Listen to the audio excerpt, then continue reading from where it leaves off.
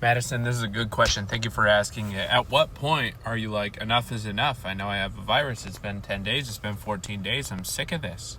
And there are some populations, like if you have an itty bitty kiddo and they have had a fever every day without having fever-free days for a week, then you might need to see your pediatrician. You might need blood work. Those things might be indicated regardless of how well the kid looks.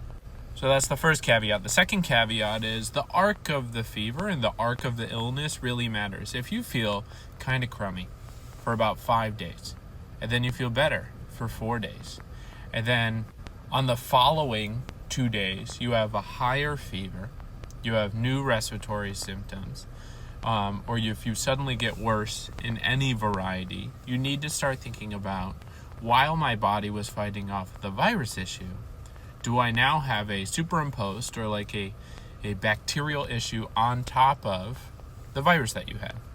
And the timeline of this can vary dramatically. There are people who can have sinusitis, like a inflammation, sinus congestion, that kind of schmutzy feeling for weeks and weeks and weeks, for 2-3 months. And they could be fever-free with sinusitis for months, and then all of a sudden they have a bacterial sinusitis, the discharge from their nose changes or sputum, or now they have a new fever, and that could be a bacterial cause. But the timeline of that could be months, not 1 to 2 weeks. You could have the flu and feel crummy for a while, get better, and then suddenly feel much, much worse, have terrible shortness of breath, need to be put on oxygen, need antibiotics. But again, it's less of the number of days and more the arc of the symptoms.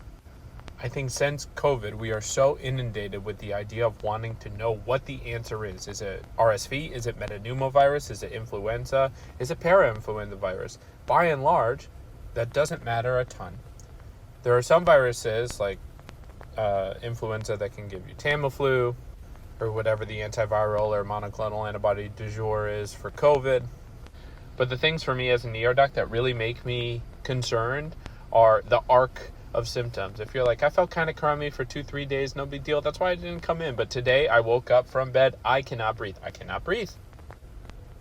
Then you start thinking, superimposed pneumonia, pulmonary embolism, a blood clot in the lung, something else. Is there cardiac components? Is it pericarditis? Then the differential broadens. And for many people that won't apply, but that really helps your doc or provider, whoever's seeing you, really risk stratify you in an appropriate way.